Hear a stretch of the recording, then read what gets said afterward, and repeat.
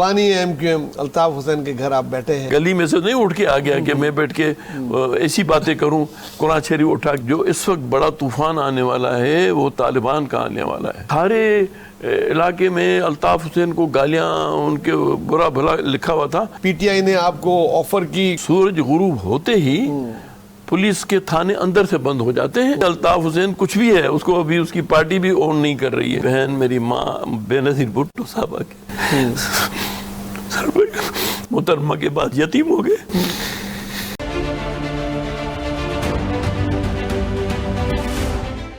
ایک دفعہ پھر ہم اپنے انٹرویو کو سلسلے کو آگے بڑھائیں گے. ہمارے ساتھ پیر مظہر صاحب ہیں, سینئر منسٹر رہے ہیں, پیپلز پارٹی کے CEC کے ممبر ہیں.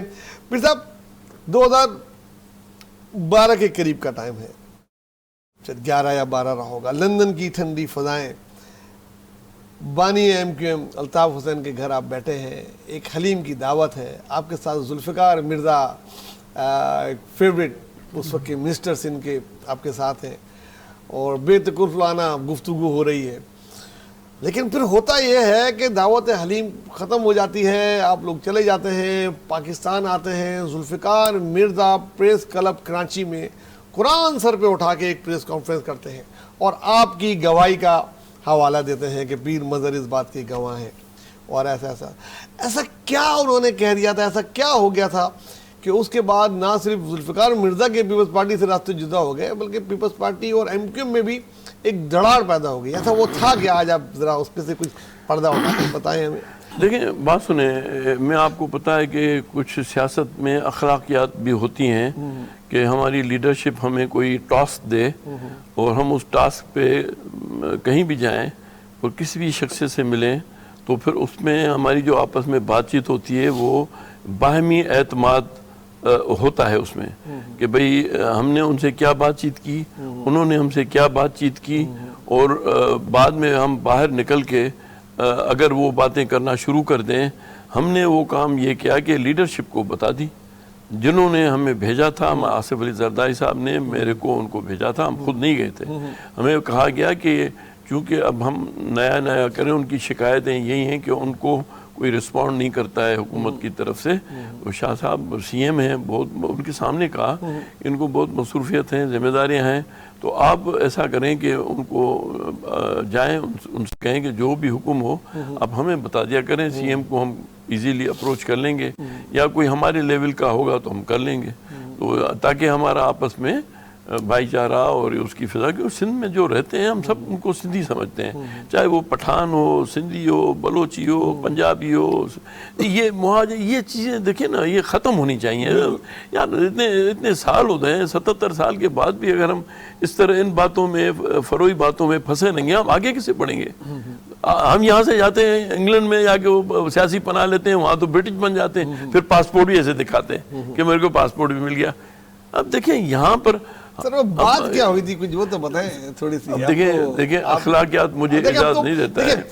ایک ہوتا ہے نا کہ جب 10-15 سال ہو جاتے ہیں تو گورنمنٹ بھی راز افشا کر دیتی ہے. 30 سال ہے, 30 سال نہیں. دیکھیں ایسی کوئی خاص سرکاری راج تھی. یہ مرزا صاحب کو اللہ تعالیٰ ہدایت دے گا, میں ان کو کیا کہوں, میرے وہ رشتے میں ماموں ہوتے ہیں. لیکن ماموں لگتے ہیں, وہ ایک بات بڑی پتہ لگی, ان کی جو بیگم ہے, ماموں لگتے ہیں, جو ان کی بیگم ہے وہ میری خالہ ہیں. اچھا. لیکن وہ میری امی کی فرسٹ کزن ہے. بات یہ نہیں ہے, رشتہ داری اپنی جگہ پہ. کیوں ماموں بنا گئے وہ آپ کو؟ آپ کو کیوں ماموں بنا گئے وہ؟ آپ کا نام لے کے انہوں نے نہیں, وہ ماموں نہیں بنا رہا ہے, وہ کہہ رہا ہے کہ یہ ان کو کسی نے ماموں بنا دیا. اب یہی تو جو سب سے بڑا جو سوال ہے وہ تو یہی ہے کہ ان کو یہ کیا ضرورت پڑی تھی کہ اگر وہ سیاست میں ہیں تو ان کو کم از کم یہ باتیں اپنے لیڈرشپ تک پہنچائیں. اور انہوں نے دیکھیں انہوں نے ہمیں کھانا کھلایا, ہم بیٹھ کے پیٹھ پیچھے ان کے لیے باتیں کریں, یہ تو اخلاقیات کے خلاف ہے نا. ابھی الطاف حسین کچھ بھی ہے, اس کو ابھی اس کی پارٹی بھی اون نہیں کر رہی ہے, لیکن میں تو اپنے خاندانی اپنا جو ہمارا سیاسی طور طریقہ ہے, پولیٹیکل سائنس پڑھا ہوں, پوزیشن ہولڈر رہا ہوں, پالیٹکس کی بھی ہے, وکالت کر رہا ہوں، اگر میں کوئی گلی میں سے نہیں اٹھ کے آ گیا کہ میں بیٹھ کے ایسی باتیں کروں قرآن شریف اٹھا کے. ہمارے پاس سندھ میں قرآن شریف جو اٹھا کے بات کرتا ہے نا تو لوگ اس کے لیے کچھ اور کہتے ہیں، یار بڑا ورو قرآنیاں قرآن شریف کیوں بھائی ہم جو بول رہے ہیں اگر ہم جھوٹ بول رہے ہیں تو وہی تو قرآن شریف کے خلاف بول رہے ہیں، تو اس پہ یہ اٹھانا صحیح نہیں ہے. میں نے ان کو یہ کہا، اس پہ میرے پہ بھی ناراض ہو گئے کہ ان کے دادا نے نہیں اٹھایا ہوگا قرآن شریف جب وکیل تھے. وکیل کا قرآن شریف اٹھاتا ہے؟ مجھے بتائیں گواہ کوئی قرآن شریف، گواہ کو بھی کلمہ بھراتے ہیں.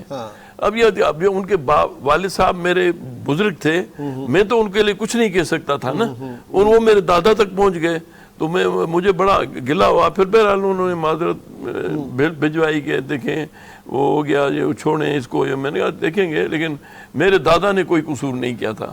تو آپ یہ نہیں بتائیں گے کہ انہوں نے کیا کہا؟ اچھا جو کچھ ذوالفقار مرزا نے کہا وہ کچھ کہا تھا انہوں نے کہ نہیں ایسے آ جائے گا؟ دیکھیں آپ گھما پھرا کے بات مت کریں. میں آپ کو ایک طرف استاد بھی کہتے ہو، دوسری طرف میرے سے اگلواتے. ٹرائی مارنا تو میرا حق ہے. نہیں ٹرائی بھلے مارے، کوئی ایسی خاص بات نہیں تھی. میں چلو بتا دیتا ہوں، آپ اگر آپ اتنا ضد کر رہے ہیں بتا دیتا ہوں، کوئی بات نہیں. انہوں نے یہ کہا تھا کہ کراچی میں جو اس وقت بڑا طوفان آنے والا ہے وہ طالبان کا آنے والا ہے، اور آپ لوگوں کی اس طرف توجہ نہیں ہے، اس لیے آپ جا کے کہا کہ آپ ہوم منسٹر ہیں. تو انہوں نے فوراً کہا وہاں طالبان کا تو کوئی بات ہی نہیں ہے، کوئی نام نشان بھی نہیں ہے. تو انہوں نے کہا میں آپ کو بھیجوں ایویڈنس. اس کے بعد آیا بھی اور نہیں ایویڈنس بھیجی انہوں نے، مجھے بھی بھیجی، ان کو بھی بھیجی. اور میں خود حیران ہو گیا کہ ہوم منسٹر جیسے آدمی کو یہ پتہ نہیں ہے. اور یہ بات میں پھر خود آپ بھی شاید تھے اس وقت، ندیم بھٹو کے حلقے میں ہم گئے تھے کالج میں ان کے جو میگزین کا افتتاح کرنے. تو سارے علاقے میں الطاف حسین کو گالیاں ان کے برا بھلا لکھا ہوا تھا. تو میں نے اس کو کہا، ندیم بھٹو صاحب ابھی ماشاءاللہ سینیٹر ہیں تو ہمارے بھتیجے ہیں، میں نے ان کو کہا کہ بیٹا یہ بات بتاؤ کہ یہ علاقہ الطاف حسین کا نہیں ہے کیا؟ کہا تھا، اب یہ طالبان کا ہے. تو میں نے کہا طالبان ہے کیا؟ کہاں ہے؟ تو میں نے کہا یار ہمیں تو یہ الطاف حسین کا کچھ علاقوں میں تو انہوں نے کہا کہ شام کو آنے لگ گئی تھی. انہوں نے کہا شام کو سورج غروب ہوتے ہی پولیس کے تھانے اندر سے بند ہو جاتے ہیں اور موٹر سائیکلوں پہ یہ کلیشن کوفے لہراتے ہوئے ڈز کرتے ہوئے اور سب اندر گھس جاتے ہیں گھروں میں. تو کیا ہے یہ؟ اب اگر ہوم منسٹر کہے کہ نہیں ہے اور وہ الطاف حسین ہزاروں میل دور بیٹھے، کوئی بھی بات آپ کو ایک بات بتائے آپ تحقیقات تو کر سکتے ہیں. بالکل. جب پیر صاحب اب کے بعد تقریباً تمام ہی بڑی وزارتیں رہیں سندھ میں، ذوالفقار مرزا کے ہٹنے کے بعد ایک بڑی وزارت کی آفر سب سے پہلے آپ کو ہی وزیر داخلہ سندھ بننا بھلا کوئی چھوٹی بات نہیں ہے. آپ کو اندرون سندھ تو پورا کا پورا پولیس کا ہی کام ہوتا ہے، ہر وزیر، ہر مشیر، ہر ایم پی، آپ کے ہر ایک جو چاہتا ہے کہ وہ پھر آپ کے نیچے ہی ہو جاتا. تو آپ نے یہ وزارت کیوں نہیں قبول کی؟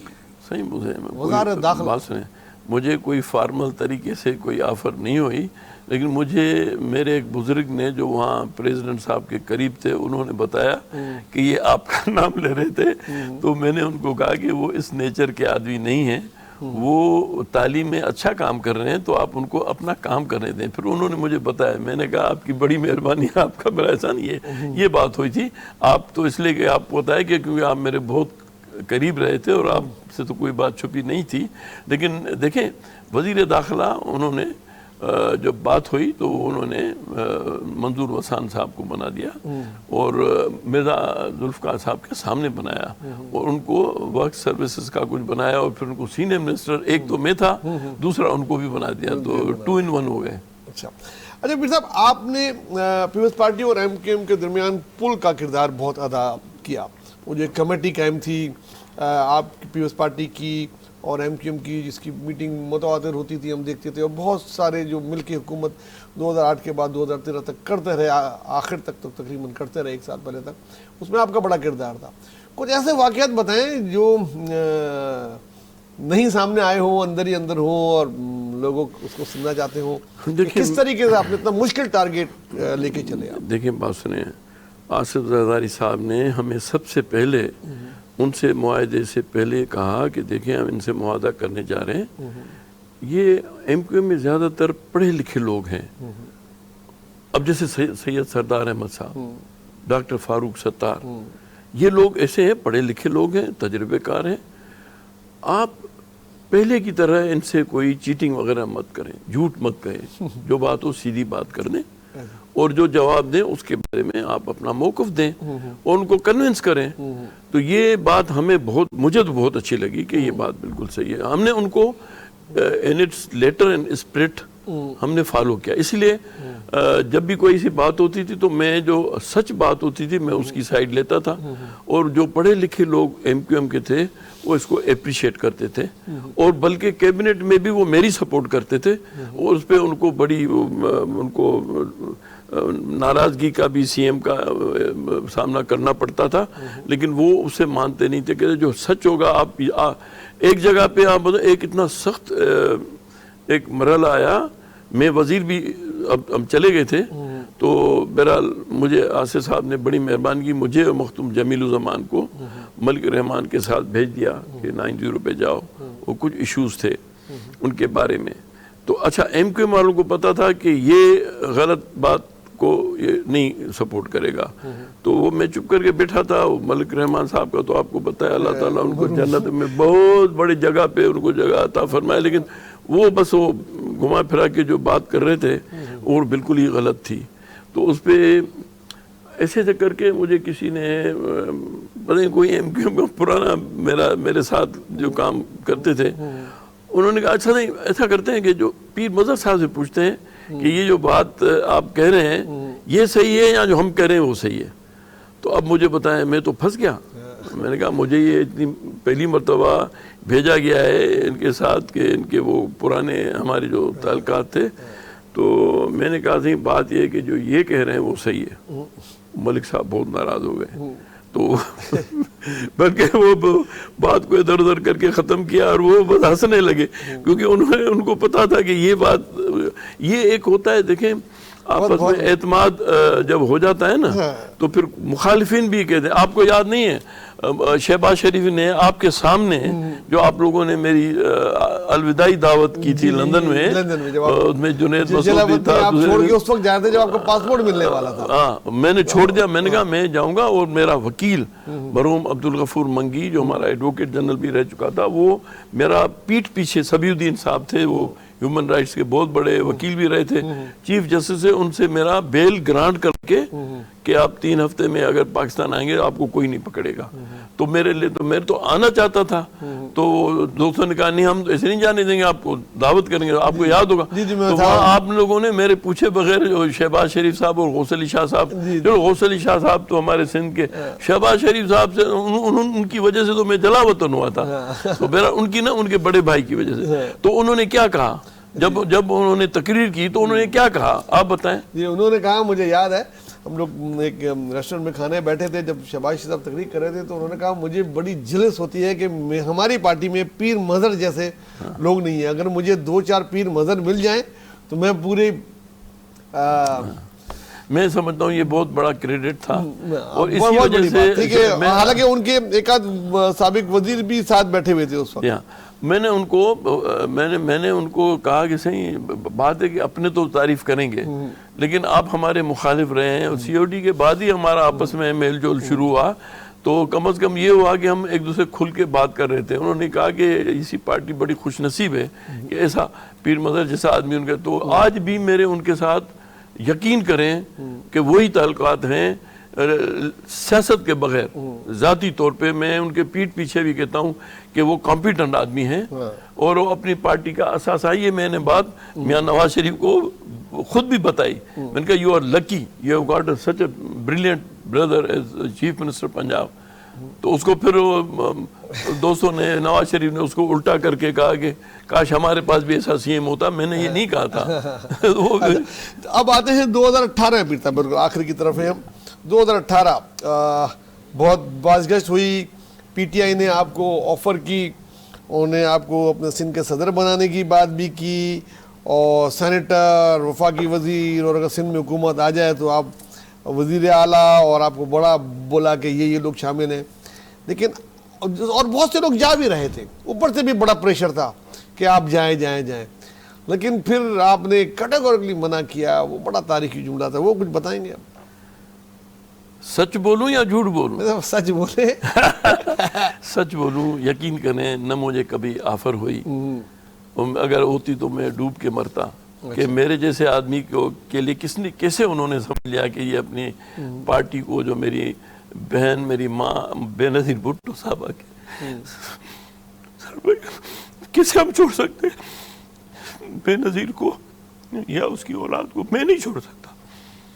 آپ یہ یقین جانیں, نہ مجھے کسی نے کہا اور نہ میں کبھی کرتا, اور نہ کسی کو یہ مجال ہوتی کہ وہ مجھے کہتا. مجھے کسی نے کہا کہ آپ لوگوں کو ٹکٹ نہیں مل رہا. یہ بات بھی تھی کہ جب آپ کو ٹکٹ نہیں مل رہا تھا. کوئی بات نہیں, میرا بیٹا ہے, اگر اس کو ہمت ہوگی کھڑا ہو جائے گا, اگر نہیں ہے تو الیکشن اپنی جگہ پہ, پارٹی اپنی جگہ پہ. ہم اپنی پارٹی نہیں دے رہی ہے تو وہ شاید ہم نالائق لوگ ہو گئے ہیں, ابھی محترمہ کے بعد یتیم ہو گئے. آگے چلتے ہیں پیر صاحب, آخری سیگمنٹ ہے ہمارا, اور یہ ہے ایک ریپڈ فائر کا چھوٹا چھوٹا تھا جواب اس میں دینا ہوتا ہے. آپ چاہیں تو اس کو پاس بھی کر سکتے ہیں, لیکن آپ تو پاس نہیں کریں تو زیادہ اچھا ہے, وہ پاس دوسرے لوگ کر لیتے ہیں. نواز شریف کی پولیٹیکل سیاست کا ٹائم ختم ہو گیا. پالیٹکس کسی کی بھی ختم نہیں ہوتی. ختم ہو گیا. شہباز شریف آئندہ مسلم لیگ نون کہ نہ صرف سربراہ بن جائیں گے بلکہ مسلم لیگ نون کو شہباز شریف ہی لے کے چلیں گے. یہ ان کا اندرونی معاملہ ہے. بلاول پی ایم بن سکتے ہیں آپ کی نظر میں؟ 100% بن سکتے ہیں. عمران خان کو دوبارہ آپ کبھی دیکھتے ہیں پی ایم بننے کے ان کے چانسز ہیں؟ کبھی دوبارہ ان کا ریوائول ہو سکتا ہے عمران خان کا؟ پاکستان میں ہر چیز ممکن ہے. پی ٹی آئی کی گورنمنٹ کبھی الیکشن جیت سکتی ہے؟ جی آپ دوبارہ فرمائیے. پی ٹی آئی پارٹی دوبارہ کبھی گورنمنٹ میں آ سکتی ہے؟ سوری, الیکشن جیت. میں نے پہلے جواب دے دیا کہ پاکستان میں ہر چیز ممکن ہے. تو جب ہر چیز ممکن ہے تو کیا الطاف حسین بھی پاکستان واپس آ کے واپس سیاست کر سکتے ہیں؟ کوئی مذاکرہ نہیں, یہ بھی ممکن ہو سکتا ہے. کیا پیر مدر کو جلد ہی کوئی اہم ذمہ داری ملنے والی ہے وفاق میں؟ کوئی یہ بھی ممکن. جھوٹ بولوں سچ بولوں؟ تو بس جیسے سچ بولتے ہیں ایسے ہی بولیں. قطعی نہیں. کہ یہ جب سب کچھ ممکن ہے, الطاف حسین پاکستان آ سکتے ہیں, عمران خان بن سکتے ہیں, تو پیر مدر وفاق میں ذمہ داری قبول نہیں کریں گے؟ دیکھیں, میں اپنے لیے تو سچ جو بات محسوس کر رہا ہوں دوسروں کے لیے کہی تو اپنے لیے نہیں کہوں, اپنے لیے بھی سچ کہہ رہا ہوں کہ جی نہ کوئی آفر ہے, نہ کوئی میرے میں ابھی اتنا ہے کہ میں جا کے کسی عہدوں کے پیچھے لگوں. عہدے تو لوگوں کے پیچھے دوڑیں تو پھر ٹھیک ہے, لیکن عہدوں کے پیچھے دوڑنا جو ہے وہ بالکل ایسے ہی ہے جیسے ہوا میں آدمی جھپکے مارے. یہ کبھی بھی نہیں کرنا چاہیے. عہدوں کے پیچھے کبھی نہیں بھاگنا چاہیے. عہدہ خود ملے تو سوچ سمجھ کے لینا چاہیے کہ کیا میں اس کے اہل ہوں, میں کر سکتا ہوں, کیونکہ اس کے لیے بہت سارے لوازمات ہوتے ہیں عہدوں کے پیچھے. یہ میرے کو سپورٹ آصف زرداری نے کی, انہوں نے کمٹمنٹ کی تھی. میں نے کہا میں ایجوکیشن میرا پیشن ہے, میرے دادا کا بھی پیشن تھا, اگر آپ دیں لیکن اس شرط پہ کو کوئی میرے اس کام میں دخل نہیں دے گا. اور انہوں نے سی ایم کو اور جو دوسرے کھڑے تھے اہم ان کے ساتھی سب کو کہہ دیا کہ ان کے پیچھے ان کے کام میں کوئی دخل نہیں دے گا. آپ کو پتہ ہے آپ تھے, کسی نے دخل دینے کی کوشش بھی کی تو وہ کامیاب ہوئے نہیں؟ کوئی کامیاب نہیں ہوئے. وہ الگ بات ہے کہ آپ کے 10-11 سیکرٹری چینج کر دیے گئے. نہیں 10-11 نہیں تھے. 10-11 نہیں, ایک تھا جس نے میرٹ پہ, جس کو میں نے اس کو سپورٹ کی کہ یہ ارباب غلام رحیم کے زمانے کی ٹیسٹ ہوئے تھے, تو وہ اس میں اس سیکرٹری کا کوئی قصور نہیں ہے, یہ آئی بی اے والوں نے لیا تھا, تو اس لیے آپ اس کو ٹارگٹ مت کریں. تو انہوں نے کہا کہ نہیں یہ ہمیں قبول نہیں ہے, تو انہوں نے ان کو ہٹا دیا اور میں نے باہر نکل کے ان کو سوری کی کہ I could not save you. اس کے علاوہ کبھی نہیں ہوا, لیکن پھر میری اپنی چوائس کا سیکرٹری ملا. ٹھیک پھر صاحب, بہت بہت مزہ آیا آپ کے ساتھ بات کر کے, اور بہت سی ایسی چیزیں ہم کو جو جس پہ پردہ تھا وہ بھی اٹھیں, اور کچھ چیزیں جو کلیئر ہونا چاہیے تھی وہ بھی اٹھیں, اور مجھے امید ہے کہ آپ لوگ کو پسند آیا ہوگا. انشاءاللہ تعالیٰ پھر ملاقات ہوگی کسی اور سینئر لیڈر کے ساتھ. جب تک اپنا دوستوں خاص کر غریبوں کا بہت خیال رکھیے گا. اللہ حافظ.